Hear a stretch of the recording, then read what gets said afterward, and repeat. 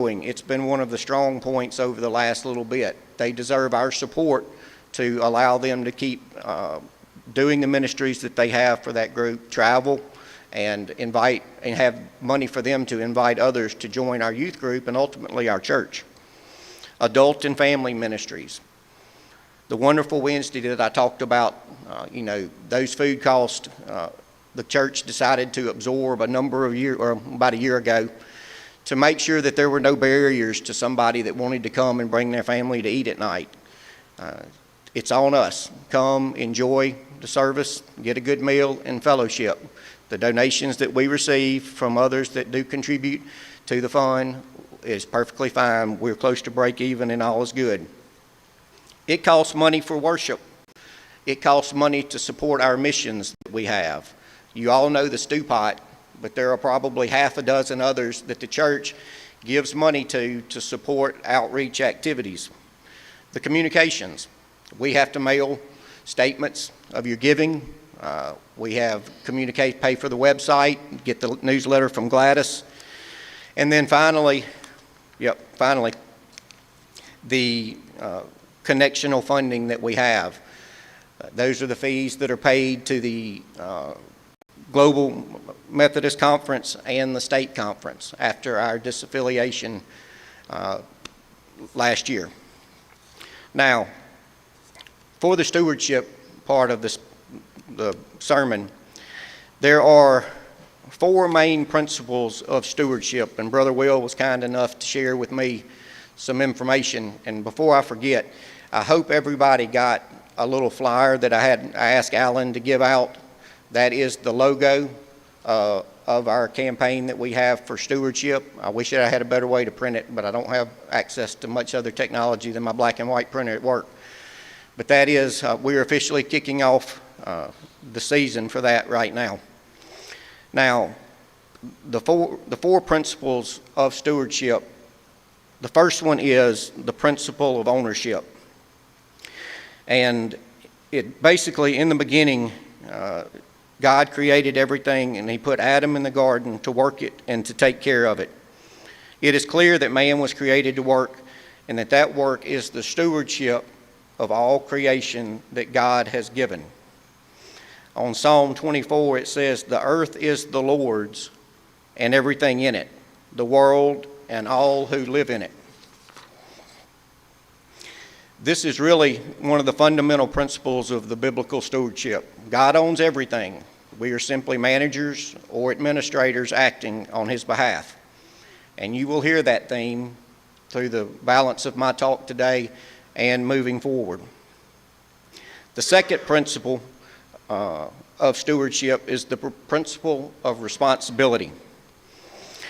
It says here, one of the writers says, "Although God gives us all things richly to enjoy, nothing is ours.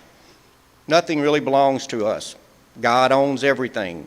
We're responsible for how to treat it and what to do with it." While we complain about our rights here on earth, the Bible constantly asks, what are your responsibilities? Owners have rights. Stewards have responsibilities. That's a major factor for our finance committee to make sure that we are good stewards of the church and the finances. We don't own it. It all belongs to God. The third principle is the principle of accountability. A steward is one who manages the possessions of another. We are all stewards of the resources, abilities, and opportunities that God has entrusted to our care. And one day, each of us will be called to give an account for how we have managed what our Master has given us. Like the servants in the parable of the talents, we will be called to give an account of how we have administered everything we have been given, including our time, money, abilities, information, wisdom, relationships, and authority. The fourth and final principle of stewardship is that of reward. Whatever you do, Paul writes in Colossians, work at it with all your heart, as working for the Lord, not men, since you know that you will receive an inheritance from the Lord as a reward. It is the Lord Christ you are serving. And we hope that at the end, when it's time, and when Jesus comes back, we hope to hear our Master say these words from Matthew chapter 25:21. Well done, good and faithful servant. You have been faithful with a few things, and I will put you in charge of many things. Come and share your Master happiness.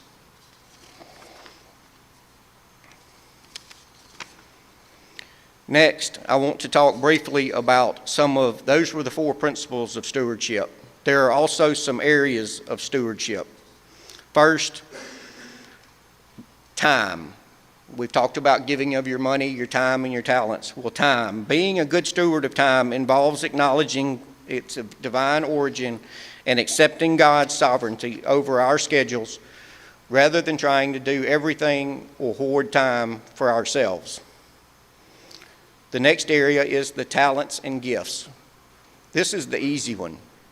We all have talent in some area, and it is welcome and needed in the church, whether it may be the choir, whether it may be serving on a committee, preparing meals, doing whatever it is you do. Everybody has a talent and a gift that they can give to the church. We're called to use the unique gifts and talents God has given us for the benefit of others, recognizing that these were intentionally given to us by God.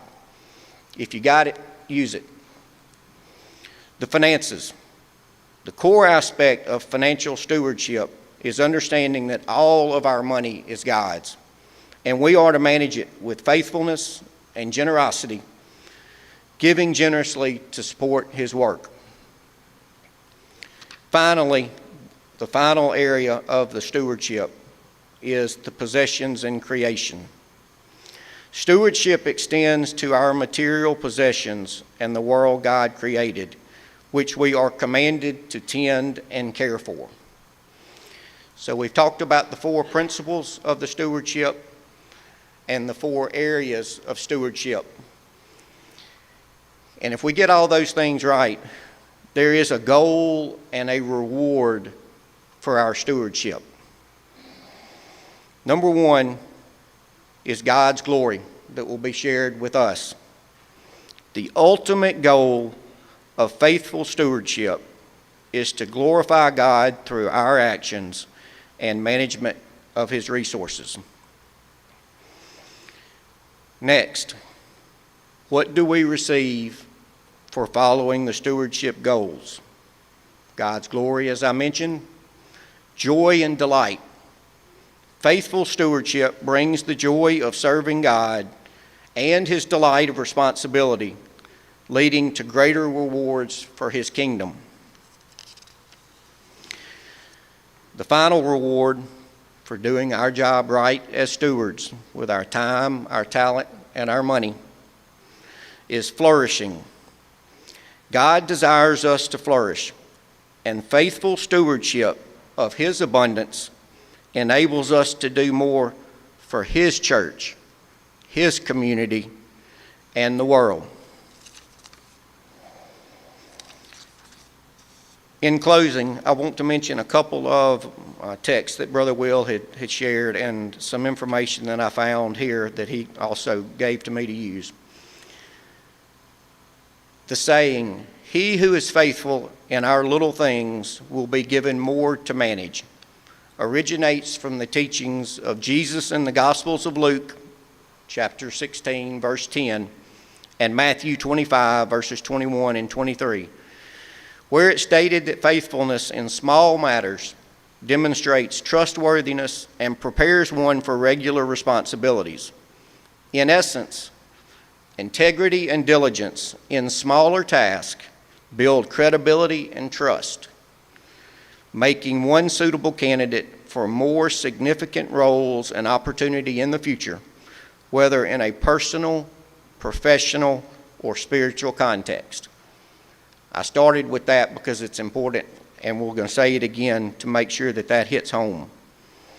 From the biblical context, Luke 16 states, "One who is faithful in very little is also faithful in much, And one who is dishonest in very little is also dishonest in much.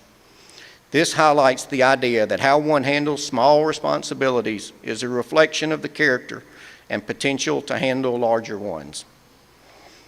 And finally, Matthew 25. In the parable of talents, the master commands his faithful servants by saying, "Well done, thy good and faithful servant. You have been faithful over time. I will set you over much."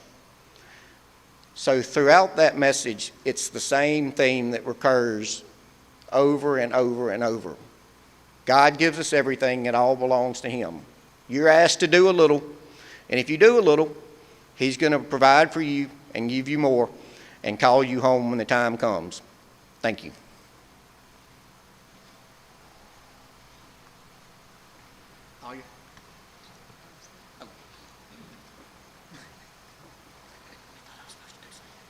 Our closing hymn this morning is our hymn of the month, number 25, Knowing You. We will sing verses 1 and 3. Would you please stand? 125.